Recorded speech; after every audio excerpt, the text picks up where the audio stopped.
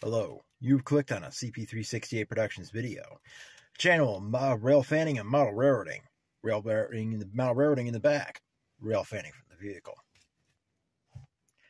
In this channel, you will find that, plus live streams talking about trains and eventually watching trains. And a variety of other things, whatever I feel like putting on the channel, because it's my channel after all. And that reminds me, this is my channel alone. I decide what goes on this channel and what I film, no one else. Make sure to like, comment, and subscribe, and get to the video. Watch more videos. There are over 400 videos on this channel. Now let's get into the video. Okay, this is not railroad related or anything related to anything normal on the channel, but I bought my first YouTuber merch, and this is not any amount of railroaders. I cannot normally afford to get merch from YouTubers. There's only been one that I seriously considered getting merch from, and that was Melinda. Thankfully, I did not get merch from her because I would have to destroy it or give it away, because that would, just having it in the house would cause a panic attack now. So this is from another YouTuber, and one I just started recently following. Now, I follow a couple YouTubers who are YouTube ghost hunters. I followed one of them for years. Another one I started following earlier this year, and one of this merch is from is one I started following just a couple months ago. He's about my age. He's an entrepreneur. He's down in Delaware, and the only reason why I got his merch was because he did a 70% off Black Friday sale. So I got 2 shirts for $20, including shipping, which that fits my budget. I don't normally buy expensive clothes. My clothes all come from Walmart because I can't afford to buy expensive things. My shoes are over $100, but that's because I need expensive shoes because I have flat feet. I don't spend much on clothes, so if you expect, don't be expecting me to, unless you have a huge sale and your stuff is $5 a piece or $10 a piece or something like that. Don't expect me to buy your merch, because I just can't afford it. I wish I could. If I could, I would buy everyone's merch and I would be a member on everyone's channels and stuff like that, but I just can't afford it. So that's why I got this, and he has a bunch of designs, and he does his designs. I'm going to open this up. I got this in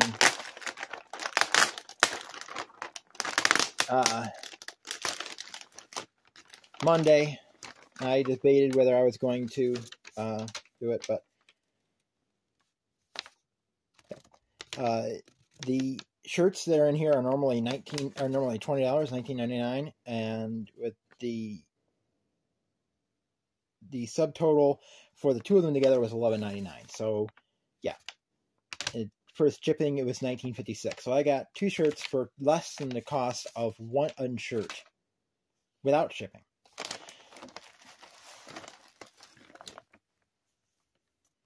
And this is this guy is CJ Faison. He's a ghost hunter and urban explorer stuff. He is my age. He was born in August of 1993, so he's almost exactly a year younger than me. And he has a whole bunch of entrepreneur stuff. So I got a shop motivated. I think that's a sticker. I'm not sure. Not sure what that is. Team motivated bracelet. That stuff is stuff he put in. And this is one shirt. This is a long sleeved Be Legendary long sleeve. This is actually, it says it's small because I weigh 160 pounds. I am in small. For those of you who couldn't tell, I look a lot more ripped on camera than I do in person. That's tech says it's white, but it's actually more of a gray, kind of a camo gray. And then this is a short sleeve one. They both say the same thing. And they're actually, they don't just say Be Legendary. They actually say expletive, average, be legendary. And now why I would get that, take this out. Oh, no. The shrink wrap attached itself to the shirt. Oh, that's unfortunate. It's sealed over the shirt. Oh, that's bad. I can probably pull that off though. So let's unfold the shirt. Hopefully YouTube won't object to this. It's censored, so.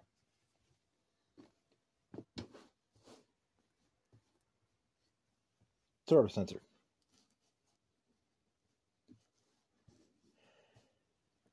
Now, while I would not say legendary. Locally I kind of am, unfortunately with the wrong people. But I have never been the one to follow the crowd, never been one to follow peer pressure or anything like that. I do not bow down to average. I have always been different from average. That didn't fold correctly. Oh well. So that's a perfect shirt for me. Because average is boring. And average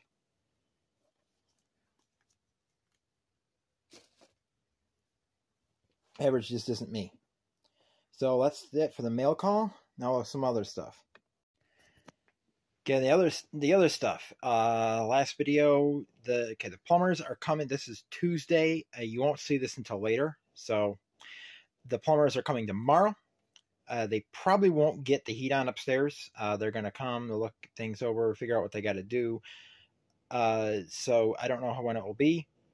I've did a community post. My road test is December 15th. I'm going to be taking it in my brother's Audi. It's kind of I'm kind of debating whether I want to film pulling up when you get to the area that you'd start the road test in. Wonder if the examiner who does the road test will react to the fact that it's an Audi. My car, the ABS light's on, the airbag light is on, the check engine light is on. There's another light on that I'm not sure what it is. But DMV can make a big deal about that. It shouldn't be, but they could. So to be safe, I'm going to be doing it in his car. That the only lights that won't have any dash lights on. Parallel parking, I went up there Sunday, did that. First try, fine, absolutely perfect. Second try, it got a little bit off. The third try was fine. I did it a bunch of times. Going back up there, this Sunday, this will be after you see this video. Going to be practicing against the curb because we just did it in his driveway behind the Audi that I am going to be testing in. Me driving his Audi for a day or two to get used to driving it, because while it's pretty much the same car as mine, my VW Jetta, but it accelerates faster. It accelerates in 6 seconds. It's 0 to 60 in 6 seconds instead of the 7 that mine does. So the acceleration is a little bit different. Braking probably is a little bit different as well. It's the same type of transmission as mine. They're both Triptonic transmissions. His works. The one on the Audi works better. Mine falls out of gear. Fix that eventually. So I am hoping to, by Christmas, to have my license. It should be the same day I take the road test if I pass. I mean, I should pass. I've been driving for 10 years.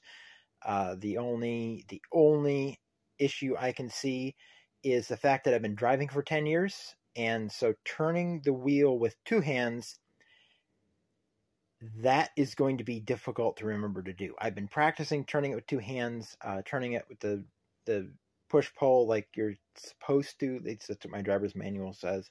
The driver's manual for when I got my permit 10 years ago said. So hopefully I will pass it. So if it's improper steering, it's only 10 points, 10 out of 30. If I do everything right, there will be no problem passing. So